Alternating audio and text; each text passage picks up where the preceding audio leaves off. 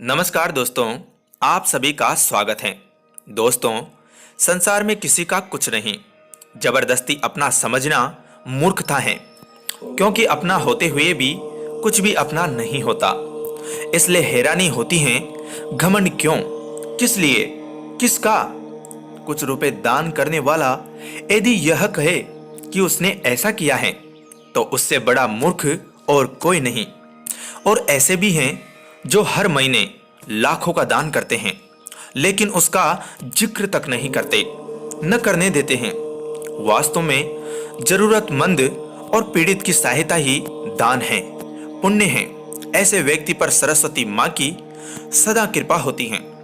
पर क्या किया जाए, देवताओं तक को अभिमान हो जाता है, और उनके अभिमान को दूर करने के लिए परमात्मा को ही कोई उपाय करना पड़ता है। गरुड़, सुदर्शन चक्र तथा सत्यभामा को भी अभिमान हो गया था, और भगवान श्री कृष्ण ने उनके अभिमान को दूर करने के लिए श्री हनुमान जी की सहायता ली थी। श्री कृष्ण ने अपनी पत्नी सत्यभामा को स्वर्ग से पारिजात लाकर दिया था, और वह इसलिए अपने आप को श्री कृष्ण की अत्यंत प्रिया और अति सुंदरी मानने लगी थी। सुदर्शन चक्र को यह अभिमान हो गया था कि उसने इंद्र के वज्र को निष्क्रिय किया था। वह लोकालोक के अंधकार को दूर कर सकता है। भगवान श्री कृष्ण अंततः उसकी ही सहायता लेते हैं। गरुड़ भगवान कृष्ण का वाहन था। वह समझता था भगवान मेरे बिना कहीं जा ही नहीं सकते, इसलिए कि मेरी गति का कोई मुकाबला नहीं कर सकता। भगवान अपने भक्तों का सदा कल्याण करते हैं, इसलिए उन्होंने हनुमान जी का स्मरण किया। तत्काल हनुमान जी द्वारिका आ गए। जान गए कि श्री कृष्ण ने क्यों बुलाया है। श्री कृष्ण और श्री राम दोनों एक ही हैं, वह यह भी जानते थे। इसलिए सीधे राज दरबार नहीं गए, कुछ कौतुक करने के लिए उद्यान में चले गए। वृक्षों पर लगे फल तोड़ने लगे, कुछ खाए, कुछ फेंक दिए। वृक्षों को उखाड़ फेंका, कुछ तो तोड़ डाले, बाग बिरान बना दिया। फल तोड़ना और फेंक देना हनुमान जी का मकसद नहीं था। वह तो श्री कृष्ण के संकेत से कौतुक कर रहे थे। बात श्री कृष्ण तक पहुंची। किसी वानर ने राजोद्यान को उजाड़ दिया है, कुछ किया जाए। श्री कृष्ण ने गरुड़ को बुलाया और कहा, जाओ सेना ले जाओ, उस वानर को पकड़ कर लाओ। गरुड़ ने कहा, प्रभु, एक मामूली वानर को पकड़ने के लिए सेना की क्या जरूरत है, मैं अकेला ही उसे मजा चखा दूंगा। कृष्ण जी मन ही मन मुस्कुरा दिए, जैसा तुम चाहो, लेकिन उसे रोको। गरुड़ तेजी से गए, हनुमान जी को ललकारा, बाग क्यों उजाड़ रहे हो, फल क्यों तोड़ रहे हो, चलो तुम्हें श्री कृष्ण बुला रहे हैं। हनुमान जी ने कहा, मैं किसी कृष्ण को नहीं जानता, मैं तो श्री राम का सेवक हूं। जाओ कह दो मैं नहीं आऊंगा। गरुड़ क्रोधित होकर बोला, तुम नहीं चलोगे तो मैं तुम्हें पकड़ कर ले जाऊंगा। हनुमान जी ने कोई उत्तर नहीं दिया। गरुड़ को अनदेखा कर वह फल तोड़ने लगे। गरुड़ को समझाया भी, वानर का काम फल तोड़ना और फेंकना है, मैं अपने स्वभाव के अनुसार ही कर रहा हूं, मेरे काम में दखल न दो। क्यों झगड़ा मोल लेते हो, जाओ मुझे आराम से फल खाने दो। गरुड़ नहीं माना। तब हनुमान जी ने अपनी पूंछ बढ़ाई और गरुड़ को दबोच लिया।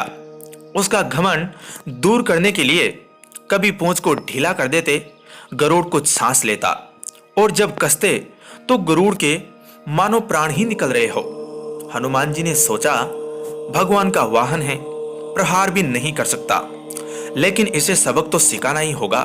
पूंछ को एक झटका दिया और गरुड़ को दूर समुद्र में फेंक दिया। बड़ी मुश्किल से वह गरुड़ दरबार में पहुंचा। भगवान को बताया, वह कोई साधारण वानर नहीं है, मैं उसे पकड़कर नहीं ला सकता। भगवान मुस्कुरा दिए और सोचा कि गरुड़ का घमंड तो दूर हो गया, लेकिन अभी इसके वेग के घमंड को चूर करना है। श्री कृष्ण ने कहा, गरुड़, हनुमान श्री राम जी के भक्त हैं, इसलिए नहीं आए। यदि तुम कहते कि श्री राम ने बुलाया है तो फौरन भागे चले आते। हनुमान अब मलय पर्वत पर चले गए हैं। तुम तेजी से जाओ और उनसे कहना कि श्री राम ने उन्हें बुलाया है। तुम तेज उड़ सकते हो, तुम्हारी गति बहुत है, उसे साथ ही ले आना।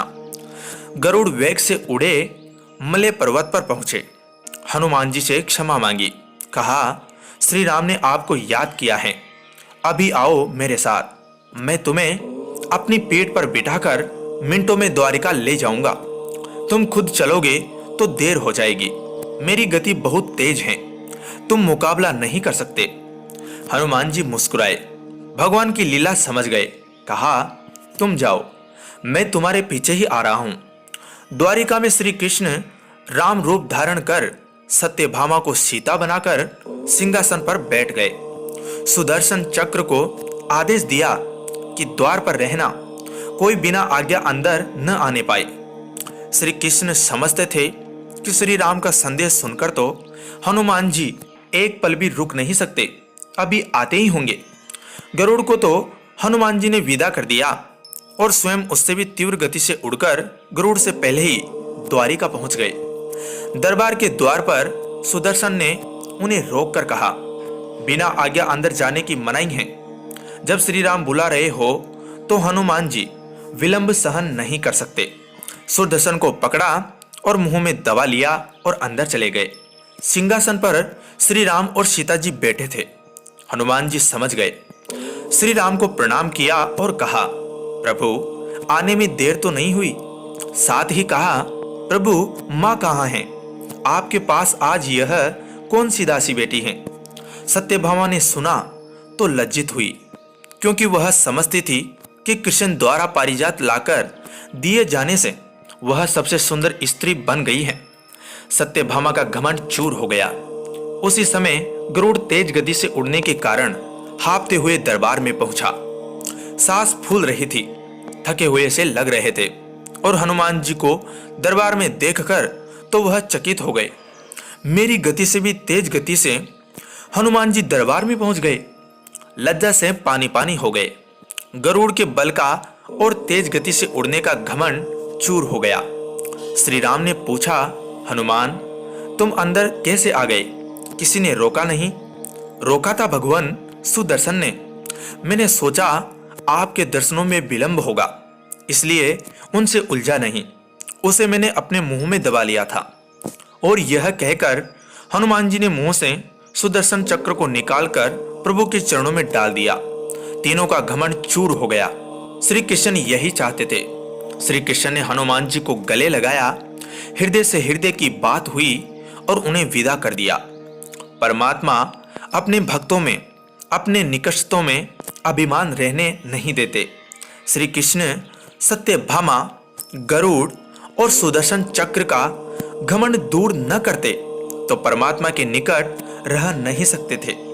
और परमात्मा के निकट वही रह सकता है जो मैं और मेरी से रहित हैं। श्री राम से जुड़े व्यक्ति में कभी अभिमान हो ही नहीं सकता। न श्री राम में अभिमान था, न उनके भक्त हनुमान जी में। न श्री राम ने कहा कि मैंने किया है, और न ही हनुमान जी ने कहा कि मैंने किया है। इसलिए दोनों एक हो गए, न अलग थे न अलग रहे। तो दोस्तों, कैसी लगी आपको ये कथा और क्या सीख मिली, कमेंट में ज़रूर बताएं। अच्छी लगी हो तो लाइक ज़रूर करें। कथा को पूरी सुनने के लिए आपका धन्यवाद दोस्तों। फिर मिलूंगा एक नई कहानी के साथ। तब तक के लिए जय हिंद, जय भारत।